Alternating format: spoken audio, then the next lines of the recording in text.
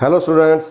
ਤਾਂ ਪਿਛਲੀ ਵੀਡੀਓ 'ਚ ਆਪਾਂ ਪੜ੍ਹਿਆ ਸੀ 6ਵੀਂ ਜਮਾਤ ਦਾ ਲੈਸਨ ਵੈਦਿਕ ਸਭਿਅਤਾ ਵੈਦਿਕ ਕਾਲ, ਜਿਹਦੇ 'ਚ ਆਪਾਂ ਪੜ੍ਹਿਆ ਸੀ ਰਿਗ ਵੈਦਿਕ ਕਾਲ ਬਾਰੇ। ਅੱਜ ਆਪਾਂ ਪੜ੍ਹਾਂਗੇ ਉੱਤਰ ਵੈਦਿਕ ਕਾਲ ਬਾਰੇ। 1000 ਈਸਾ ਪੂਰਵ ਤੋਂ 600 ਈਸਾ ਪੂਰਵ ਤੱਕ ਉੱਤਰ ਵੈਦਿਕ ਕਾਲ ਦੇ ਵਿੱਚ ਕਿਹੜੇ ਸਾਹਿਤ ਦੀ ਜਿਹੜੀ ਰਚਨਾ ਹੋਈ, ਕੀ ਚੇਂਜਿਸ ਆਈਆਂ। ਰਿਗ ਵੈਦਿਕ ਕਾਲ ਦਾ ਸਮਾਂ ਸੀ 1500 ਤੋਂ ਲੈ ਕੇ 1000 ਈਸਾ ਪੂਰਵ ਤੱਕ, ਔਰ ਵੈਦਿਕ ਕਾਲ ਦੀ ਗੱਲ ਕਰੀਏ ਤਾਂ ਵੈਦਿਕ ਕਾਲ ਦਾ ਸਮਾਂ 1500 ਤੋਂ 600 ਈਸਾ ਪੂਰਵ तक। तो पिछली वीडियो 'ਚ ਆਪਾਂ 4 वेदां बारे पढ़िया सी और मैक्स मुलर के सिद्धांत ਨੂੰ वर्ल्ड वाइड ਮੰਨਿਆ ਗਿਆ भी ਜਿਹੜੇ आर्या ने वो कित्थों आए सी, मध्य एशिया तो आए। सब तो पहला पंजाब सप्त सिंधु प्रदेश च आए, अफगानिस्तान च रहे। तो ये चीज़ां आपां पढ़ियां सी। तो अज आपां पढ़ांगे उत्तर वैदिक काल। तो उत्तर वैदिक काल दे विच कुछ चेंजिज आईयां। एक तो प्रमुख देवता जिहड़ा है वो कीड़ा हो गया हुण उत्तर वैदिक काल दे विच प्रजापति। ਉਹਦੇ 'ਚ ਆਪਾਂ पढ़िया सी ਰਿਗ वैदिक काल दे विच सब तो प्रमुख देवता सी इंद्र। तो हुण किहड़ा हो गया प्रजापति। और जिहड़ा वर्ण व्यवस्था है वो हुण हो गई किस दे आधार ते, जन्म दे आधार ते। तो जिहड़ी कि आपां पढ़ी सी वो काम के आधार ते सी, रोजगार के आधार ते सी रिग वैदिक काल दे विच। जे ब्राह्मण है तो ब्राह्मण का बेटा भी अगों ब्राह्मण होएगा। तो हुण की हो गया जन्म के आधार ते होगी वर्ण व्यवस्था, वो जन्म के आधार ते होगी। और अतरंजी खेड़ा जिथों की खेती नाल संबंधित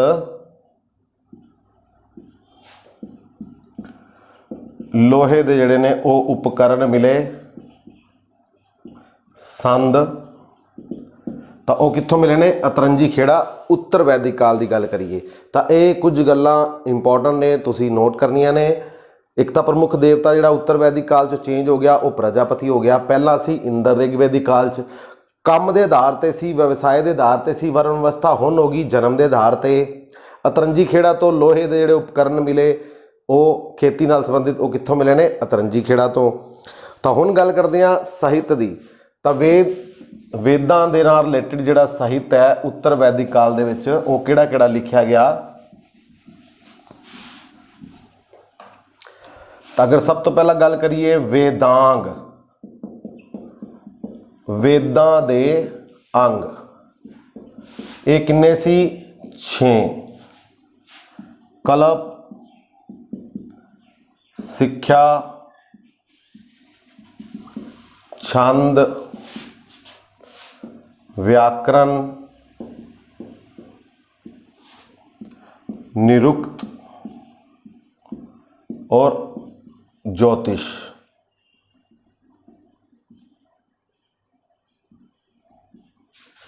वेदांग वेदां दे अंग जिन्हां नूं कहा जाता है, ये है सब तो महत्वपूर्ण सी कल्प। क्योंकि इस दे विच की सी आर्या दे धार्मिक रीति रिवाजां बारे जिहड़ा वो दस्सिया गया कल्प दे विच। वेदांग यानी कि वेदां दे ठीक उच्चारण और उसनूं ठीक ढंग नाल समझण वास्ते जिहड़ी है वेदांग दी रचना हुई, वेदांगां दी रचना हुई। तो वेदां दे अंग जिन्हां नूं कहा गया यानी कि वेदां नूं ठीक ढंग नाल समझण और उच्चारण वास्ते किस दी रचना हुई वेदांग। वेदां दे अंग 6 ने जिहड़े कल्प, शिक्षा, छंद, व्याकरण, निरुक्त और ज्योतिष। सब तो इंपॉर्टेंट है कल्प, जिस दे विच की दस्सिया गया आर्यां दे धार्मिक रीति रिवाजां बारे। ठीक है बच्चों। और वेदांगा तो बाद अगला जिहड़ा सब तो महत्वपूर्ण साहित्य की रचना हुई वेदांग तो बाद तो वो सी सूत्र।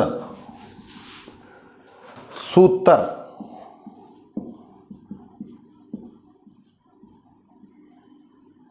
एक जिहड़ी है नवीं शैली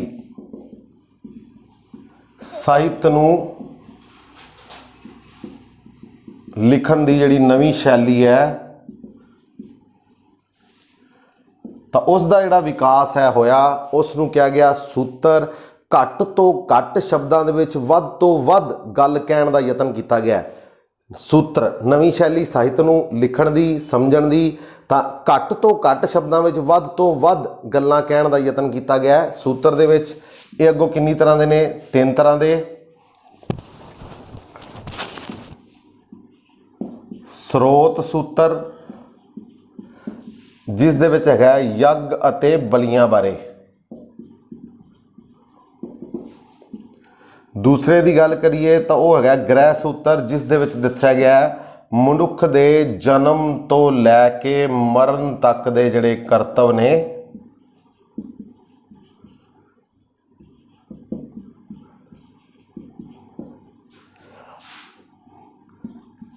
ਧਰਮ ਸੂਤਰ ਦੇ ਵਿੱਚ ਉਸ ਟਾਈਮ ਦੇ ਕਾਨੂੰਨ ਅਤੇ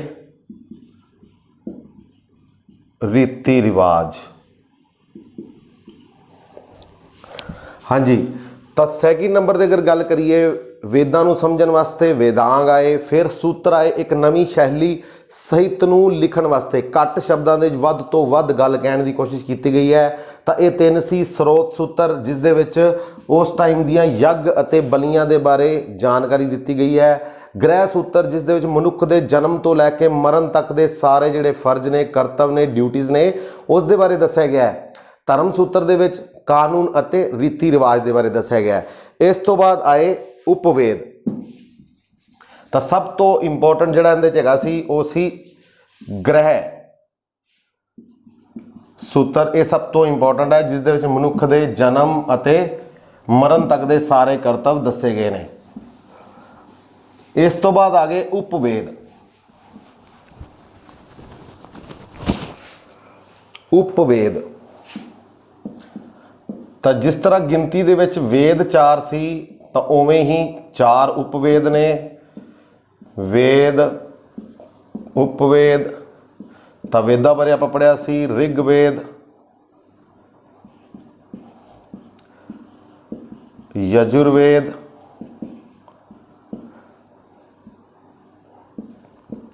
ਸਾਮਵੇਦ, अथर्ववेद।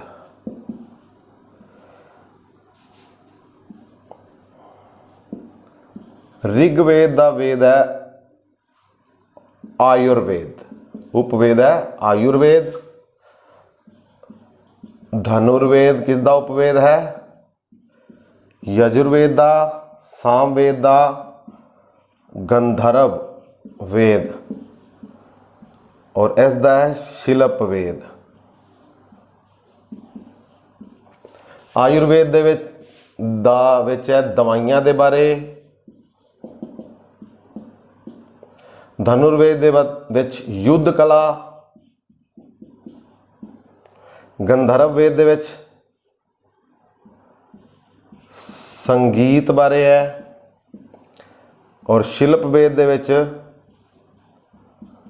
कला अते भवन निर्माण कला।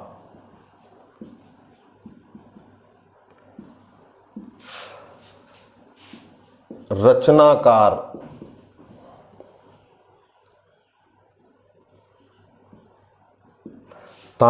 आयुर्वेद के रचनाकार कौन ने? धनवंतरी, विश्वामित्र। किस दे? धनुर्वेद दे भरत मुनि। तो ये ने गंधर्व वेद दे और शिल्प वेद दे ने विश्वकर्मा। हाँ जी बच्चों, तो ये बड़ा इंपॉर्टेंट है, तुसी याद रखना है किहड़ा किसका उपवेद है। ऋग्वेद का उपवेद है आयुर्वेद। ऋग्वेद आयुर्वेद दवाइयां बारे है जिस दे विच, और जिस दी रचना किसने की है? धनवंतरी ने की है। यजुर्वेद का उपवेद है धनुर्वेद। यजुर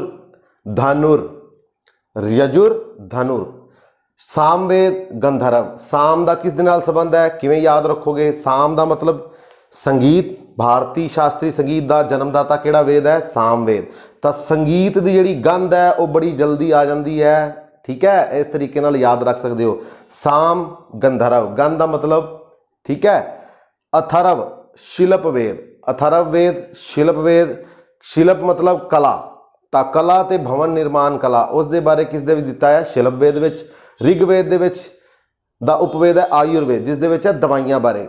ਧਨੁਰ यानी कि युद्ध की कला, धनुर विद्या युद्ध कला वो कित्थे है? धनुर्वेद दे विच। तां राइटर्स रचनाकार जिहड़े ने आयुर्वेद, आयुर्वेद दवाइयां, तां दवाइयां नाल रिलेटेड है धनवंतरी, आयुर्वेद दवाइयां धनवंतरी।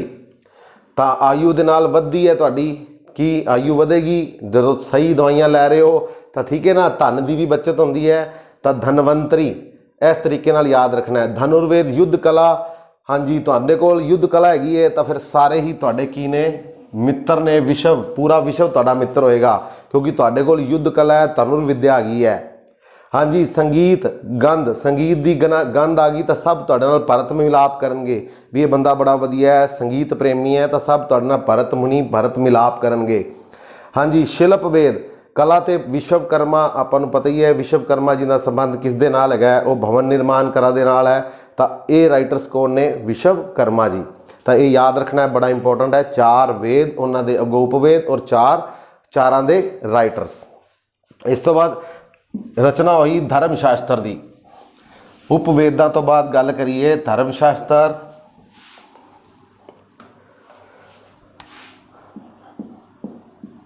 धर्म शास्त्र या इन्हां नूं कहा जाता है समृति ग्रंथ।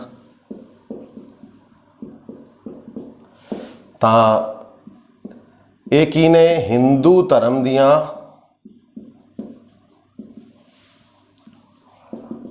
कानूनी किताबां ने और सब तो इंपॉर्टेंट किताब किहड़ी है? मनुस्मृति। यह है संसार की सब तो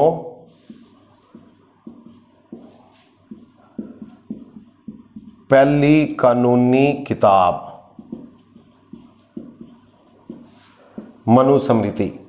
धर्मशास्त्र या समृति ग्रंथ कहा जाता इन्हों। तो हिंदू धर्म दियां ये कानूनी किताबां ने, हिंदू धर्म नूं समझण वास्ते जिहड़े कानूनी कोड ने उस टाइम दे विच। तां मनुस्मृति संसार की सब तो पहली कानूनी किताब है। ठीक है बच्चों। इस तो बाद आ गए जी पुराण। पुराण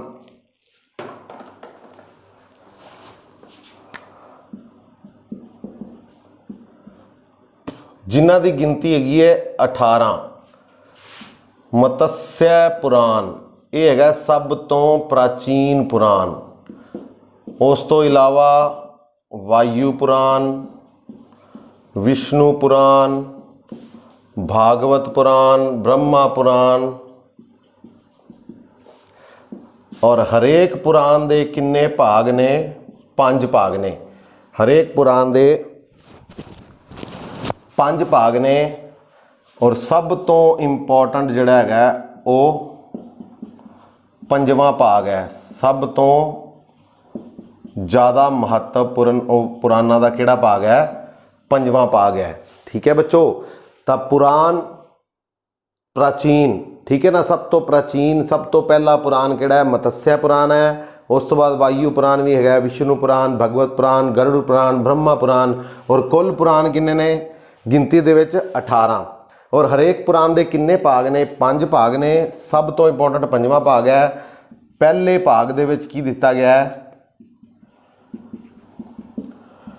दुनिया की उत्पत्ति बारे भी दुनिया की उत्पत्ति किस तरह हुई तो पहले भाग दे विच है। दूजे दे विच दिता गया है दुनिया की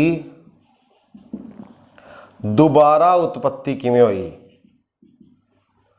तो वह दूजे भाग दे विच है। तीसरे दे विच हैगा देवतियां दे घरानिਆਂ बारे।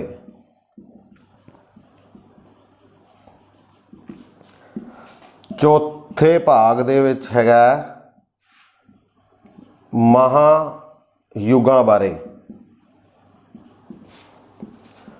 और 5वें भाग दे विच हैगा प्रसिद्ध राजवंशां बारे।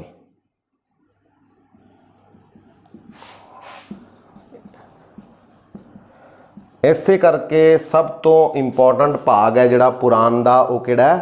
5वां भाग। ठीक है। पहले च दुनिया की उत्पत्ति दसी गई है, दूजे दोबारा फिर दुनिया की उत्पत्ति किवें हुई, तीसरे विच देवतियां दे घराने बारे, चौथे दे विच महायुगां बारे और पंजवें दे विच प्राचीन प्रसिद्ध जिहड़े राजवंश सी उन्हां बारे दस्सिया गया है। तां पुराण कुल किन्ने ने 18, सब तो प्राचीन पुराण है मत्स्य पुराण और पंजवां भाग पुराणां दा सब तो ज़्यादा इंपॉर्टेंट है बच्चों। इस तो बाद आ गए जी 6 दर्शन। दर्शन दे 6 शास्त्र।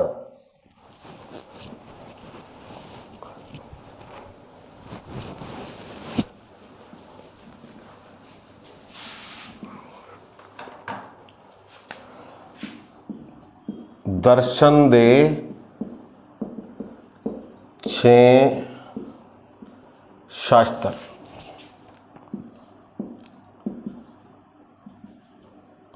सांख्या जिहड़ा हैगा सी वो हैगा कपिल मुनि दा।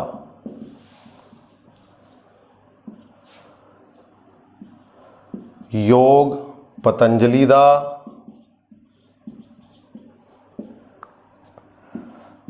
न्याय दर्शन ये हैगा जी गौतम मुनि दा।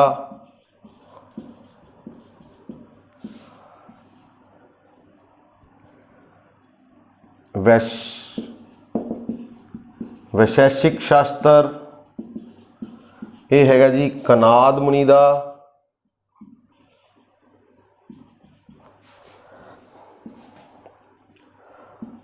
पूर्व मीमांसा ये हैगा जी जेमनी दा। और उत्तर मीमांसा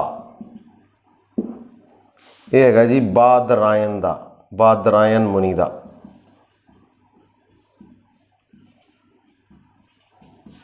ठीक है बच्चों, दर्शन दे 6 शास्त्र ने जिस तो हिंदू फिलोसफी यानी कि हिंदू धर्म के दर्शन जिहड़े ने होंदे ने। तो ये 6 ने सांख्या कपिल मुनि दा। कपिल शर्मा का शो आता है, सब तो ज़्यादा लोग वेखते हैं, इस तरीके नाल याद रख सकते हो। सांख्या तो सांख्या यानी कि संख्या कितने ज़्यादा हैगी है वो कपिल मुनि। ठीक है। पतंजलि योग दर्शन आपां पता ही है। पतंजलि और पूरे वर्ल्ड दे विच इंटरनेशनल योगा डे मनाया जाता है हर साल 21 जून नूं। तो पतंजलि जी का योग दर्शन। न्याय गौतम मुनि जी का न्याय। ठीक है ना, गौतम मुनि का जिहड़ा हो गया वो न्याय दर्शन फेमस है। कनाद मुनि ने वैशेषिक शास्त्र की रचना की है। कनाद तो जेमनी मुनि जी ने पूर्व मीमांसा, पहला जेमनी जी ने पूर्व की तो बाद विच बादरायन यानी कि बाद विच। ठीक है, तो बाद विच उत्तर। इस तरीके नाल याद रख सकते हो। जेमनी पहला पूर्व ते उत्तर बाद यानी कि उत्तर बाद विच आया। ठीक है, बादरायन मुनि। तो ये 6 संख्यादार शास्त्र ने फिलोसफी दे। और उस तो बाद गल करिए लास्ट तो महाकाव्या की रचना हुई। महाकाव्य तो महाकाव्य वो जिहड़े ने 2 ने। रामायण जिस दे विच 24,000 श्लोक ने और इस दी रचना किसने की है? महर्षि वाल्मीकि जी ने।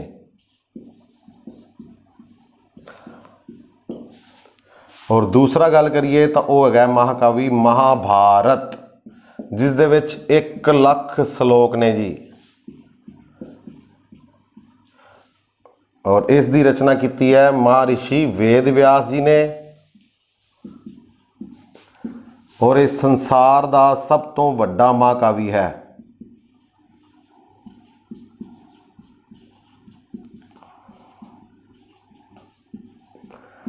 और भगवत गीता भी इसका एक भाग है।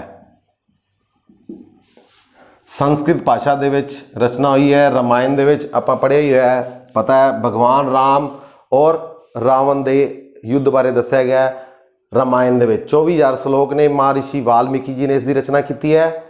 महाभारत 1 लाख श्लोक ने इस दे विच। और इस संसार का सब तो वड्डा महाकाव्य है और संसार की सब तो लंबी कविता भी इसनूं कहा जाता है। और एक की रचना किसने की है? महर्षि वेद व्यास जी ने। और भगवत गीता भी जिहड़ा वो इसका एक पार्ट है, एक भाग है। ठीक है बच्चों, तो ये सी अपना अज का टॉपिक उत्तर वैदिक काल 1000 ईसा पूर्व तो 600 ईसा पूर्व तक उस दे विच जिहड़ा साहित्य लिखा गया। ठीक है, तो ये सी वैदिक सभ्यता का दूसरा भाग अपना उत्तर वैदिक काल। ओके, तो मिलांगे अगली वीडियो नवे टॉपिक दे नाल। Thank you.